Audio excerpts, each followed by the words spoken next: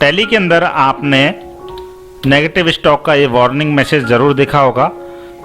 इस तरह का वार्निंग मैसेज आपको नेगेटिव कैश के केस में भी आता है।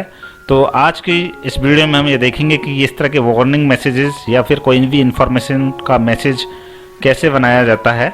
अब इस तरह के मैसेज दो प्रकार के हो सकते हैं। एक तो जैसे आप नेगेटिव स्टॉक दिखाई देने पर एंटर प्रेस करेंगे तो आप आगे बढ़ सकते हैं, लेकिन एक तरह का मैसेज ऐसा भी होता है जो आपको आगे बढ़ने नहीं देता, वहीं रोक देता है। तो दोनों प्रकार के मैसेज बॉक्स हम सीखेंगे, लेकिन इस वीडियो में आज हम जो आपको आगे बढ़ने देता है ऐसा मैसेज बॉक्स बनाना सीखेंगे। मेरी बात को और अच्छे से समझाने के लिए मैं एक्सेल में आ गया हूँ। एक्सेल में आपने यहाँ डाटा टैब के अंदर डाटा वैलिडेशन जरूर पढ़ा होगा, सीखा होगा।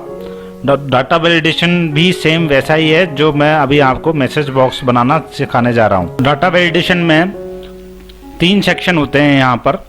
पहले जो सेक्शन होता है उसमें सेटिंग होती है, हमें कंडीशन बतानी होती है कि क्या कंडीशन होनी चाहिए वैलिड डाटा की। तो मैंने यहाँ जैसे 200 लिखा है और वैलिड कंडीशन लगाई है कि जो डेटा होना चाहिए वो 0 से 99 के बीच में होना चाहिए। और अगर ऐसा नहीं है तो यहाँ पर वार्निंग मैसेज शो हो जाए।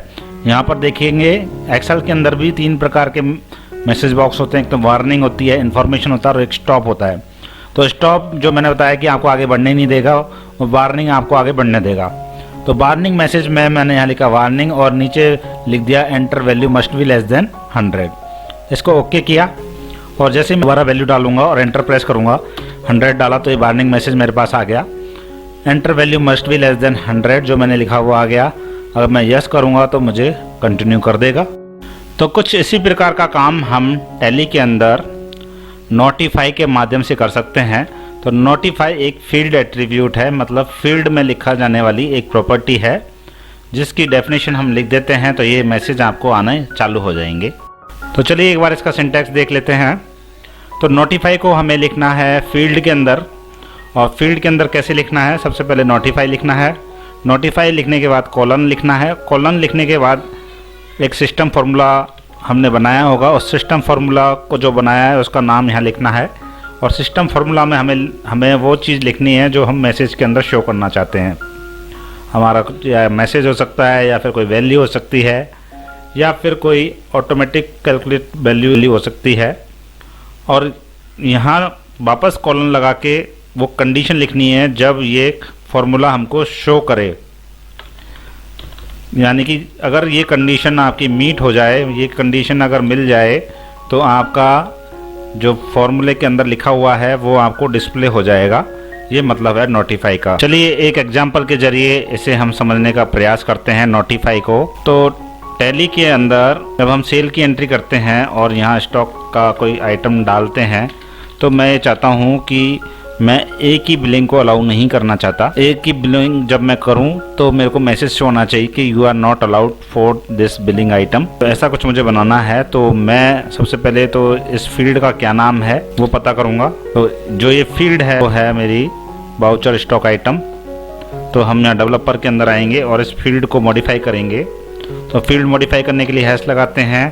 फील्ड का नाम लिखेंगे सबसे पहले FIELD फील्ड, उसके बाद यहाँ लिखेंगे GCH स्टॉक आइटम। एक साथ भी लिख सकते हैं, अलग अलग करके भी लिख सकते हैं, कोई डिफरेंस नहीं है। उसके बाद हमें नोटिफाई लिखना है ताकि मैसेज शो हो। नोटिफाई में हमें सिस्टम फार्मूला बनाना पड़ेगा।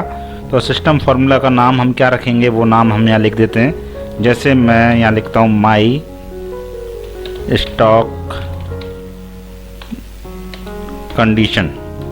उसके बाद कॉलन लिखेंगे और कॉलन लिखने के बाद हम कंडीशन लिखेंगे। तो कंडीशन ये है कि जो वैल्यू मैं एंटर करूँ, वैल्यू जो वैल्यू मैं यहाँ एंटर करूँ वो अगर A के बराबर है तो यहाँ लिखेंगे A, यानी कि जो वैल्यू अगर A के बराबर मिल गई तो वो हमें मैसेज शो कर देगा। अब मैसेज क्या होगा, वो मैसेज हम यहाँ सिस्टम फार्मूला के अंदर लिखेंगे। लिखते हैं सिस्टम फार्मूला। तो यहाँ लिखेंगे सिस्टम, उसके बाद फार्मूला, उसके बाद जो हमने यहाँ फार्मूला का नाम दिया है उसको यहाँ डिफाइन कर देंगे और उसके अंदर लिखेंगे you are not allowed for billing of this item. इसके बाद इसको सेव कर देंगे और सेव करने के बाद टैली में इसको रन करेंगे। मैं यहाँ से टैली में इसको रन कर देता हूँ, एग्जीक्यूट टैली। और यहाँ टैली में अब हम जब सेल की एंट्री करेंगे यहाँ से, तो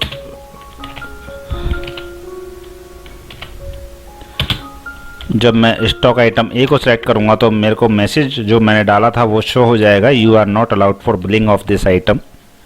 अगर मैं कोई दूसरा आइटम सेलेक्ट करता हूँ तो मुझे ये मैसेज शो नहीं होगा। तो ये आपको समझ में आया होगा कि नोटिफाई से क्या होता है। तो बहुत सिंपल तरीके से मैंने आपको बता दिया नोटिफाई क्या होता है। तो असाइनमेंट ये रहेगा आज आपका कि मैंने यहाँ स्टॉक आइटम के लिए आपको नोटिफाई करके दिखाया। आपको पार्टी के नाम के ऊपर नोटिफाई सेट करना है। अगर कोई XYZ कंपनी का एंट्री करने की कोशिश करे तो उसको मैसेज शो होना चाहिए कि आप इसके लिए ऑथराइज नहीं हैं।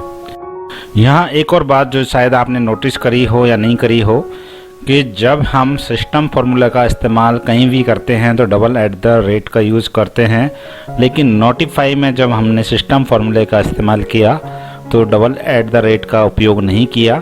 तो ये आपको याद रखना है कि नोटिफाई में जब सिस्टम फार्मूले को एक्सेस करते हैं तो $@ का यूज़ नहीं होता है।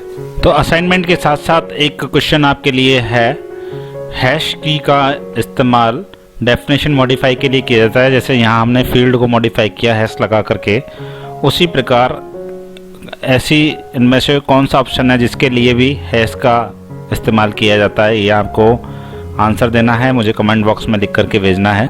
तो असाइनमेंट करने के बाद हमेशा की तरह आपको ईमेल करना है और जल्दी ही मैं उन लोगों के नाम अपनी वीडियोस में बताऊंगा जो ये असाइनमेंट रेगुलर कर रहे हैं और मुझे सेंड कर रहे हैं। Thank you for watching this video.